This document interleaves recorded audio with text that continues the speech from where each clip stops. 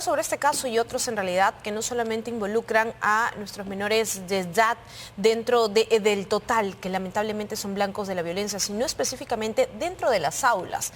Y es que desde el portal Sí se ve, el Ministerio de Educación ha reportado 3.536 casos en el año de violencia sexual. Y cuando hablamos de violencia sexual, estamos hablando de que más del 40% de estas víctimas reportadas son también entre menores de edad. Y el otro porcentaje, que supera el 50%, es por parte de algún trabajador o parte de la administración de la institución educativa. Estamos con José Luis Gargurevich, ex viceministro de Gestión Institucional del Minedu, con quien vamos a hablar de este tema. ¿Qué está pasando en nuestras escuelas? ¿Qué tal? ¿Cómo está? Fátima. Gracias por atendernos. Su análisis y su perspectiva, ¿qué ha hecho que este año lleguemos a cifras históricas desde que el portal Sí se ve se creó? Hablemos desde el 2013. Y poco antes de la pandemia ya estábamos llegando a cifras como de 2.500 al año. En la pandemia, claro, eso disminuyó muchísimo.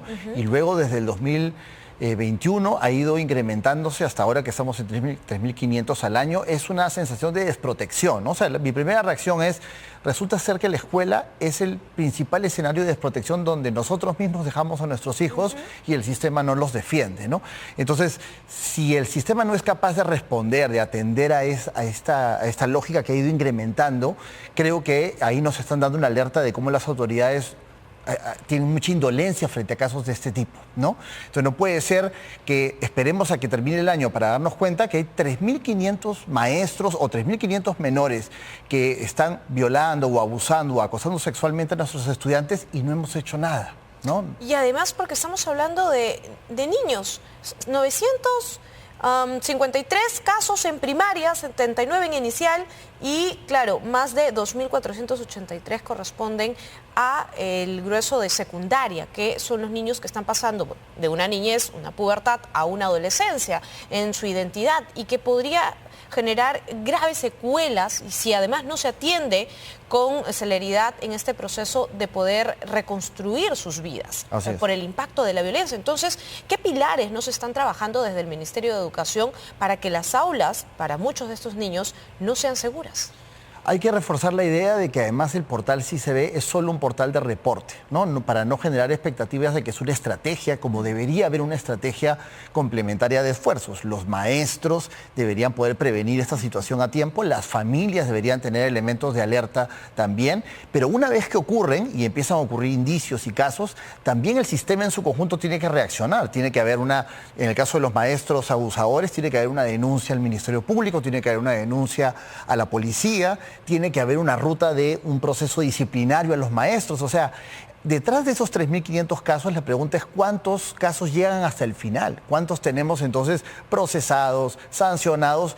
¿Cuántos maestros han salido de esa aula, pero están en otra, quizás, Fátima? Quizás están en otra escuela. ¿Cuántos son reincidentes, probablemente? Y vamos a ver precisamente esta evolución que lamentablemente nos habla de cifras, pero en realidad estamos hablando de vidas. Así es. De vidas, de ciudadanos, futuros ciudadanos, de niños, niñas y adolescentes. Y es que esta es la evolución desde el 2019. Ya se alertaba una cifra bastante amplia, como nos decía precisamente José Luis Gargurevich, de 2.340. Y luego se redujo evidentemente en las restricciones de la pandemia, las clases remotas, para finalmente ir a este incremento de 2.423, 3.519 y hoy estamos en 3.536, cerrando poco más el año porque finalmente todavía falta recoger, imaginamos, algunas de las cifras que termina diciembre. Y esta es la evolución de violencia sexual específicamente escolar. Porque la violencia dentro de las aulas, en el entorno de violencia sexual, estamos hablando de diferentes subtipos. Y esto es desde el 2013. Estamos hablando desde la creación del portal Sí se ve y podemos ver cómo fue evolucionando en el tiempo, en este grueso de los primeros 5 años, hasta llegar a 1.510 y que parece desde allí que no se ha detenido. Lo que podemos presumir también de que más personas denuncian, probablemente. Eso es importante. Quiere decir que antes seguramente habían también casos, hemos aprendido a reportar casos, que como tú sabes es una conducta también que es un aprendizaje, porque hay mucho estigma social, hay mucho temor de parte de las familias, ¿no? Entonces, en esa escalada que vamos aprendiendo a denunciar denunciar, el problema es cuando el sistema no te demuestra que hace algo al respecto, ¿no? Que es efectivo. Yo hoy escuchaba a la presidenta hablar de volver a colocar la pena de muerte para los violadores que están en las calles, pero resulta que los violadores están en las escuelas, Fátima, están en las familias, están en las calles.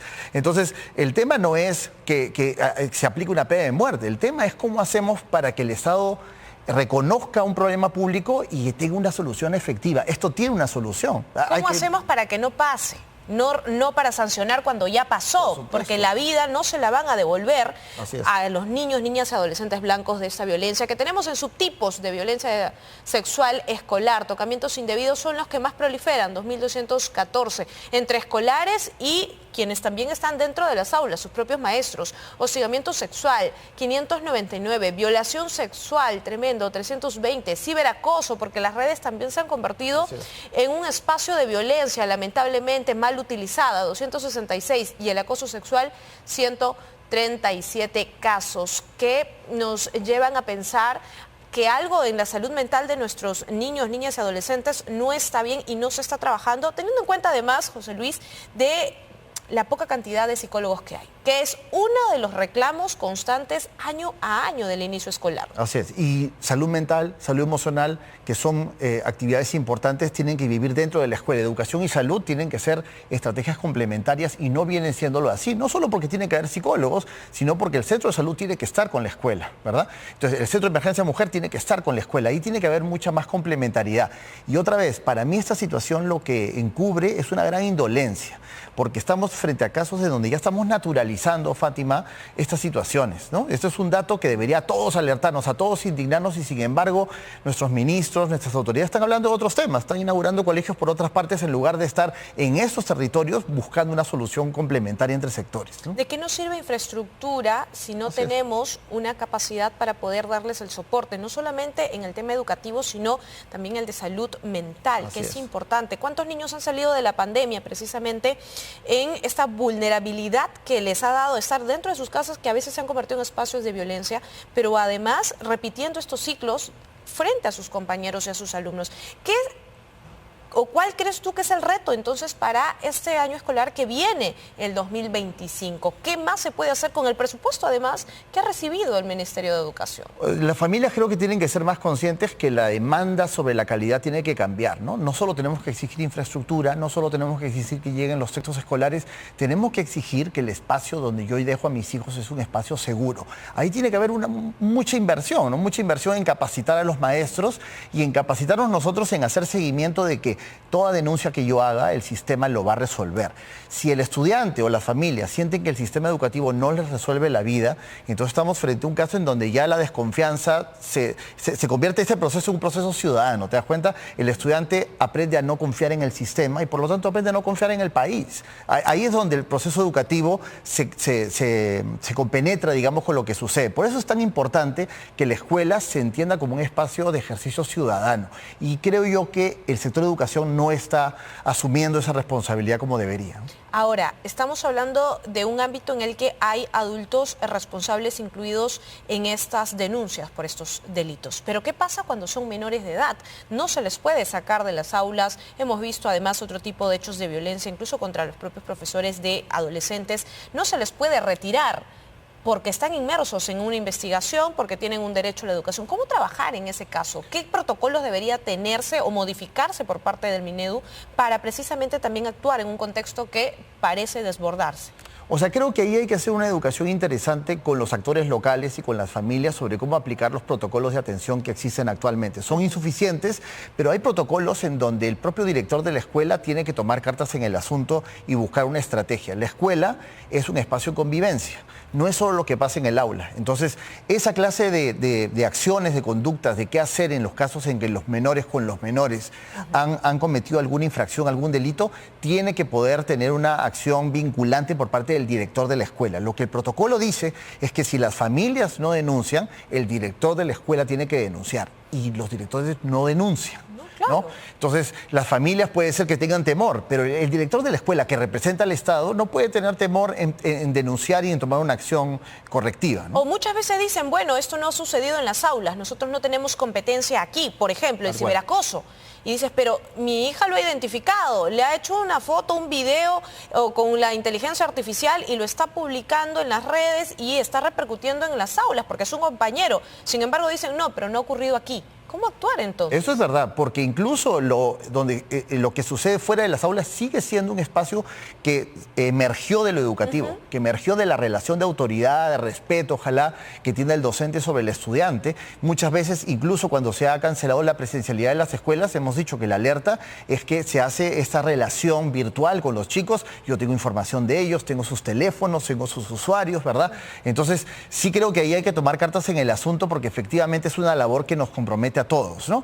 El sector educación tiene que tomar esto como una prioridad número 1 en el 2025, Fátima, y no solamente la infraestructura o los materiales. ¿Hay que replantear entonces parte de estos protocolos y adecuarlos a estas nuevas tecnologías también que se presentan como retos para la educación? Sí, hay que aplicarlos al menos. Yo estaría al menos satisfecho si es que empezamos a aplicar los protocolos que ya existen. Y de ese dato que CICB nos ha reportado, que nos digan cuántos casos tenemos de docentes sancionados, de docentes separados del sistema, ¿no?